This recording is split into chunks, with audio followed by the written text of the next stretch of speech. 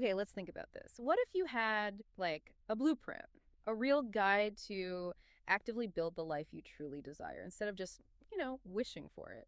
Yeah. I think that's especially relevant for men navigating midlife, maybe feeling like there's something more out there, a deeper purpose, perhaps, or just a different path calling them. Welcome to the deep dive. This is where we take your source materials, articles, research, notes, and really pull out the key insights. Today, we're diving deep into manifestation, but specifically, we're looking at it from a grounded, practical angle that might resonate more with men. Our mission here is simple. Take the source material you gave us, distill it down, and basically give you a shortcut to being really well informed on this whole topic. We want to figure out how shifting your inner world can actually impact your outer world.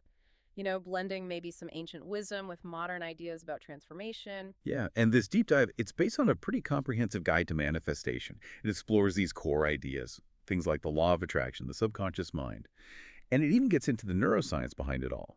The guide is really aimed at helping men, maybe in their 30s, 40s, 50s, unlock things like wealth, improve their mindset, gain personal power. Okay, so let's kick things off right there. What is manifestation exactly? How does our source material define it, especially thinking about thoughts, beliefs, emotions? Right. So manifestation at its core isn't just wishing. The sources frame it more as intentionally creating your reality. It's about focusing your thoughts, your beliefs, your emotions on a specific outcome you want. And what's really interesting is how it connects to things like the law of attraction, the idea that like attracts like, and also the law of vibration, which basically states that everything is energy. We attract things that resonate at our dominant frequency.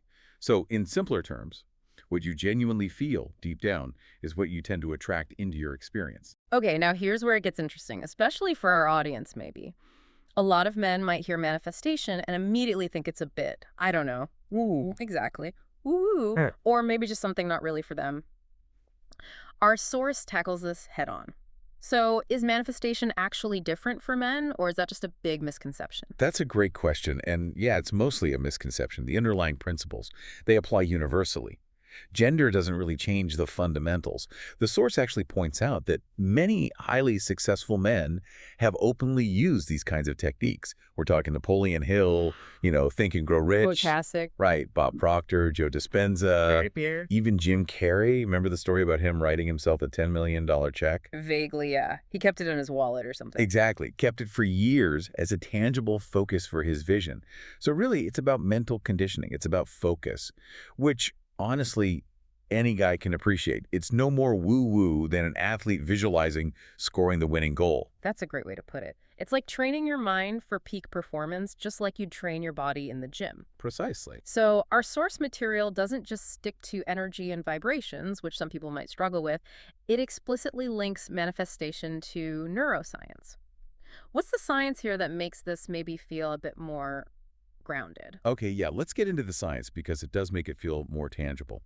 You can think of the whole process as essentially programming your brain.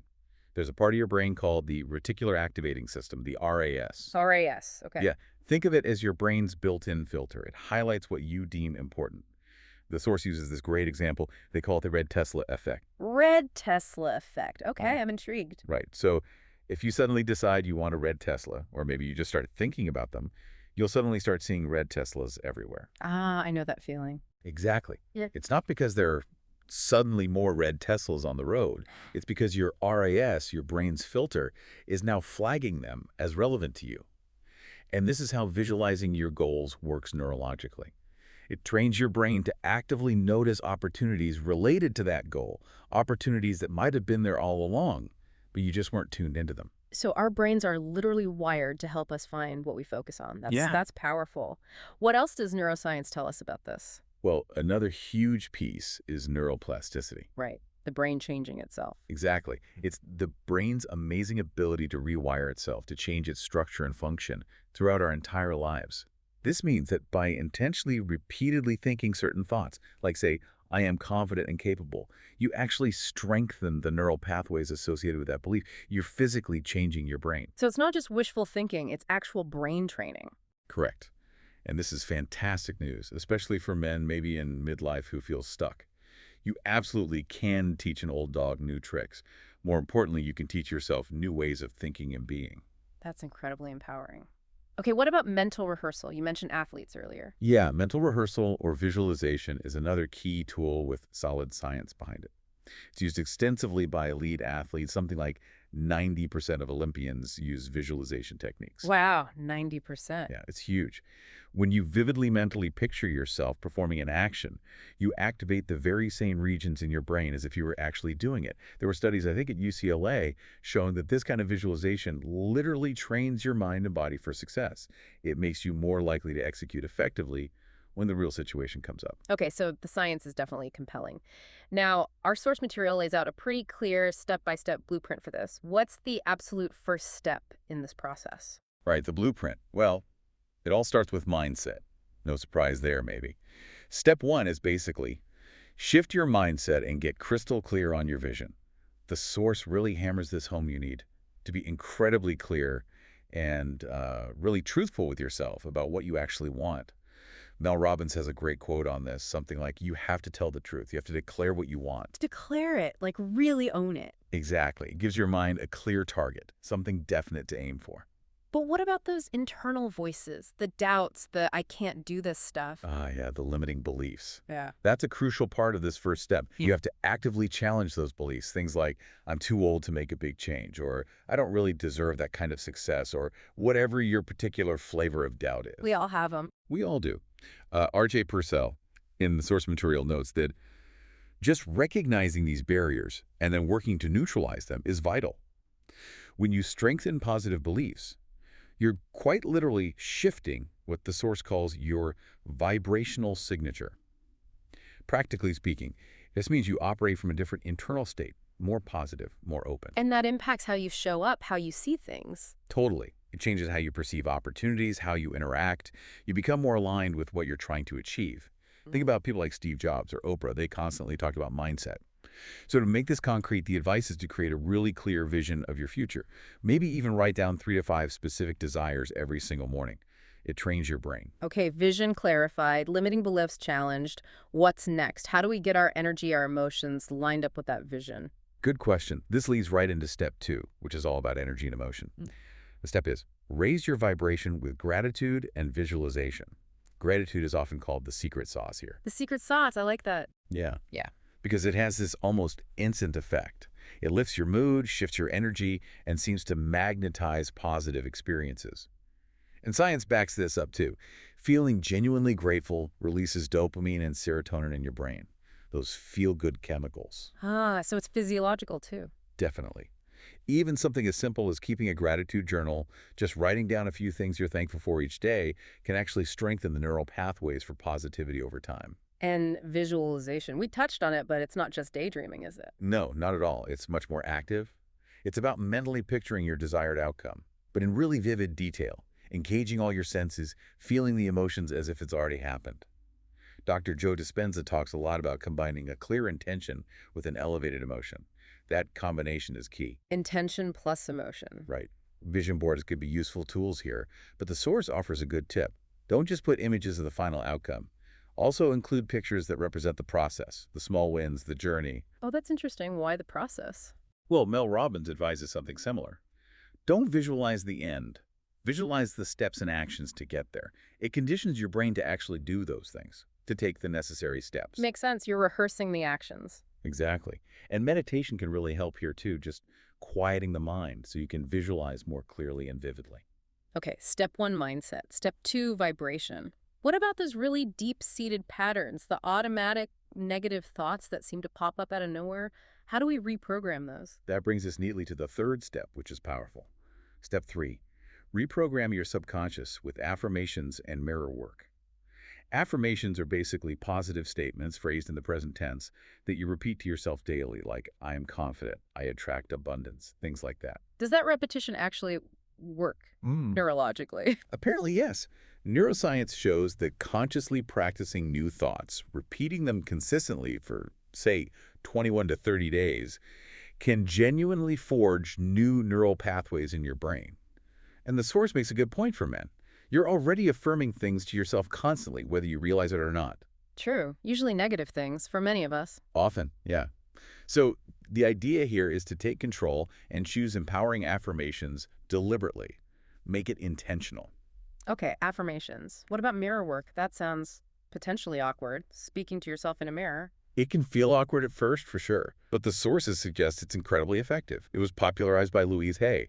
You literally stand in front of a mirror, make eye contact with yourself, and speak your affirmations out loud. Why the mirror? What does that add? Well, Coach Catherine Akbari explains it adds a layer of emotional intensity Hmm. and self-acceptance. You're looking yourself in the eye, Yeah. confronting yourself in a way. It helps break down that internal self-criticism and build a new, more positive self-image. I can see how that might be powerful, even if uncomfortable initially. Yeah. And you don't need long sessions. The source suggests even setting phone reminders for quick mini mirror work sessions throughout the day, like flexing a muscle, building consistency. The goal is just to saturate your mind with these positive goal-aligned thoughts until they start feeling like the default. Okay, so we've done the mindset work, raised our vibration, started reprogramming the subconscious. Now what? Does the red Tesla just magically appear in the driveway? Yeah, if only it were that simple. No, this is where the rubber meets the road. This leads to step 4. Take inspired action and embody the outcome. The source is really, really clear on this point. You can't spell attraction without action. Okay, that's a crucial distinction. It's not passive. Not at all. It's a co-creative process. You have Yeah. to meet the universe or your subconscious, however you frame it, halfway. This means taking inspired action. Inspired action. What does that mean specifically? It means acting on those ideas, those nudges, those opportunities that start to appear or feel intuitively right once your mindset is aligned. It's different from just being busy for the sake of being busy. So not just frantic activity, but purposeful steps that feel aligned with the goal. Precisely. It's about focusing your effort on actions that genuinely move you towards your desired outcome. Often, this involves breaking down those big goals into smaller, more manageable, actionable steps. And then there's a second part of this step. Embody the man you want to be. Embody him. How do you do that? You ask yourself, okay, the future version of me, the one who has already achieved this goal, how would he think? How would he act? How would he carry himself today? And then you start behaving that way now, as much as possible. This even includes your physical state. The source mentions regular exercise, how it dramatically boosts mood and energy, puts you in a peak state for manifesting. Right? Physiology matters, how you hold yourself, your energy levels. Absolutely. But what about patience? This stuff doesn't always happen overnight. How do you keep going when you're taking action, embodying the outcome, but nothing seems to be changing externally yet? Patience and persistence. This is honestly where so many people fall off. Manifestation isn't always instant. Mel Robbins, again, specifically calls out, step #4, be patient. You have to be patient. Easier said than done sometimes. Absolutely. Think of it like gardening. You've planted the seeds. Those are your intentions, your vision. You're watering them. That's your gratitude, your affirmations, your inspired action. But the growth happens underground first, right? The roots are forming, things are happening, even if you can't see the sprouts yet. That's a good analogy, the roots forming underground. Yeah. And this is the point where frustration kicks in for many. They think it's not working, and they give up. But staying the course, continuing the actions, maintaining the mindset, that's absolutely critical for the breakthrough. Okay, that 4-step blueprint is really clear. Mindset and vision, vibration and gratitude, reprogramming, and inspired action and embodiment, plus patience. Now let's get practical. Our listener asked about specific applications. How could someone use these steps for, say, career advancement or growing their business? Okay, yeah, let's translate it. For career or business, it starts with that clear vision. What does success genuinely look and feel like in your professional life? Get specific. Then adopt the success mindset.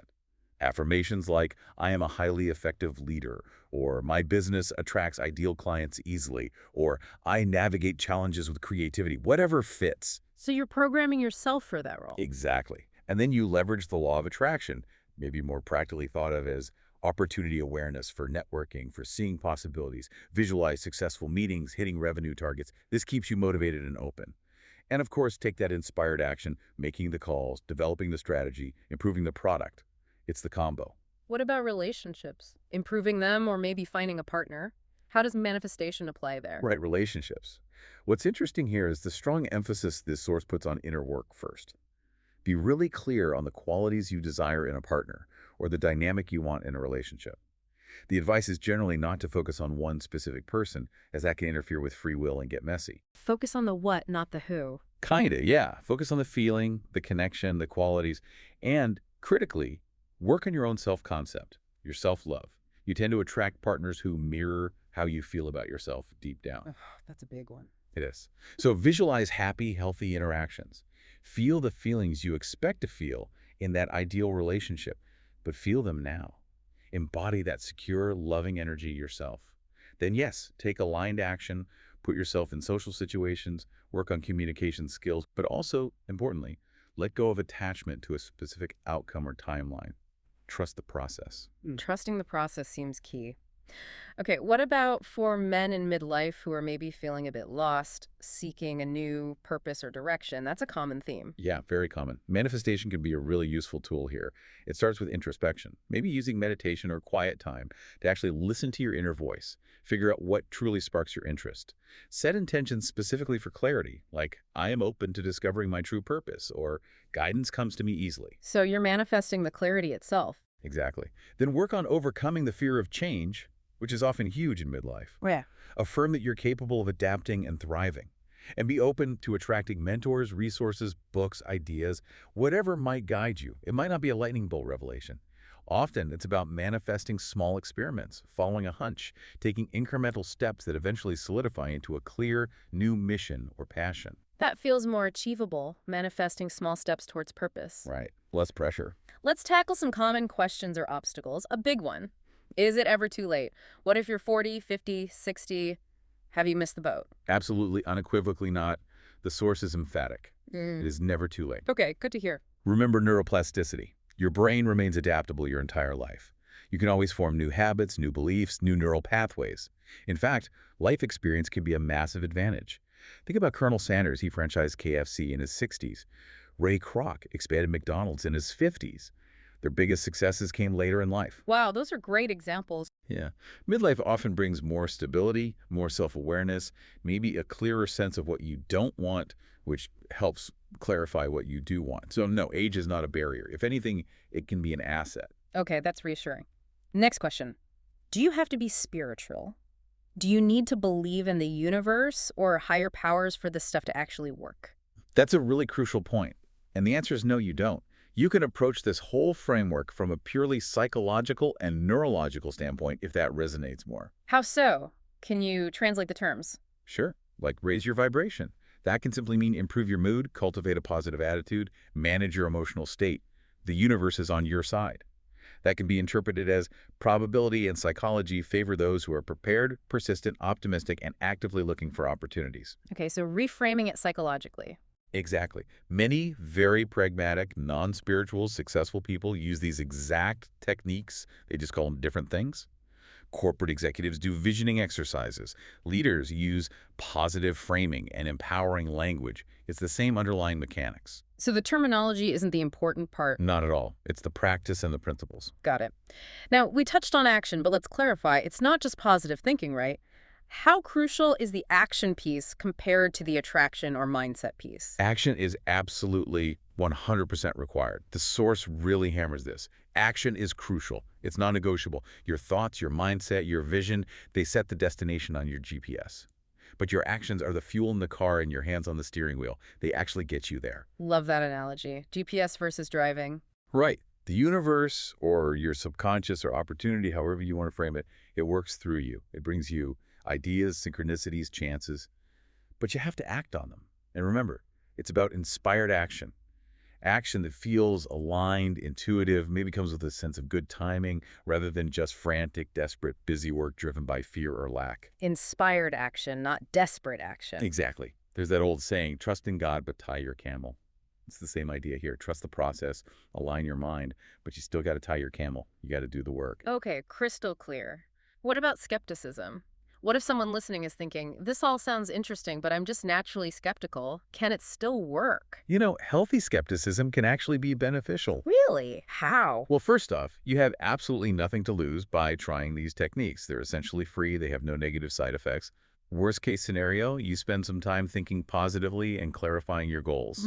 Not exactly harmful. Good point. Low risk. Right. The advice from the source for skeptics is, focus on the science and the psychology first, if that feels more comfortable. Understand the RAS, neuroplasticity, the power of focus.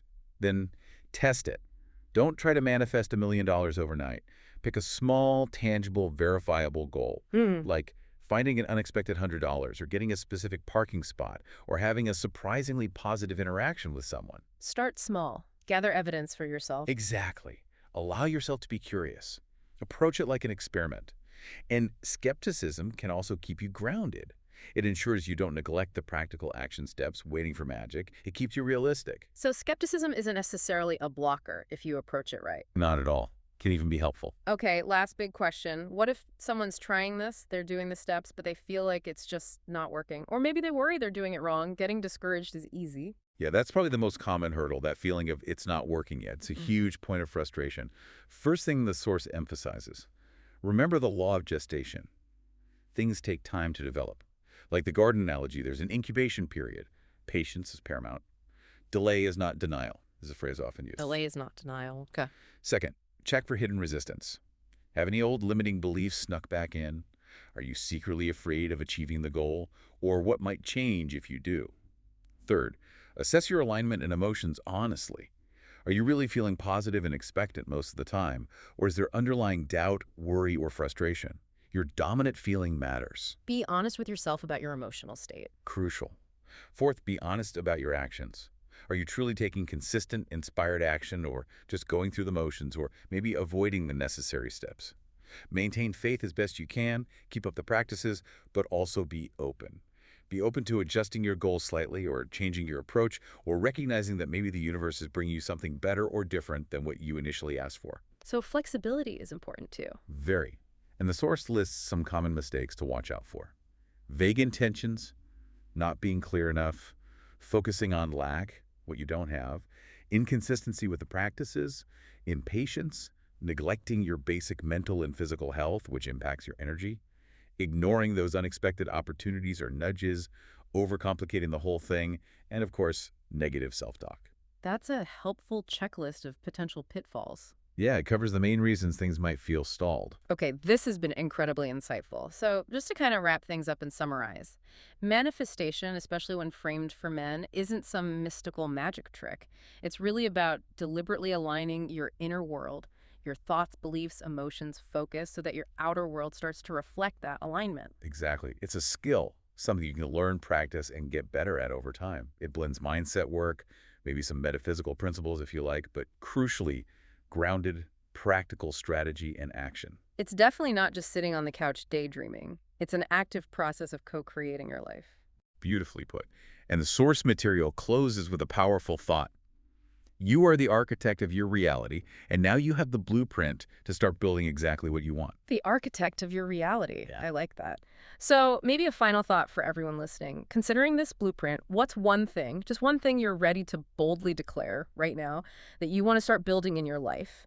Knowing that you have these inner tools and that the world, in a sense, is just waiting for you to start construction, what's that first brick you're going to lay today?